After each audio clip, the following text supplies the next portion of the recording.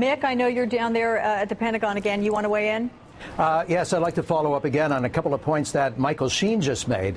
The briefer told us here that, yes, that tape was ready to go, and it had the usual kind of anti-American condemnation of capitalism, that kind of stuff on it. And they have no clear idea yet why the tape wasn't released, because it was all packaged up and ready to be sent out by courier. And again, to what Michael Sheen said, the couriers were the only contact that Osama bin Laden had to the outside world. It was critical to finding Osama bin Laden. And at this point, one has to wonder if in fact, among the al-Qaeda organization, they're not going to find a trail of dead couriers in the ensuing days, as other al-Qaeda leaders would sit there and, well, wait a minute.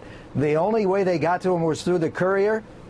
Get rid of the couriers at this point until they can finally regroup and reorganize. But I can also tell you that when I asked the briefer, what impact has this had on al-Qaeda? Has it set them back on their heels? Has it really undermined them in terms of their operational capability? And he answered directly by saying, look, al-Qaeda has been set back on its heels for some time. And it was only a few months ago when I talked to a very senior military official in the U.S. government and asked him, you know, he's usually a very stoic person. When I talked to him at the time, he was almost giddy, and I said, what is this all about? And he said directly, Mick, and I'm going to clean this up a little bit, Mick, we're kicking the crap out of al-Qaeda.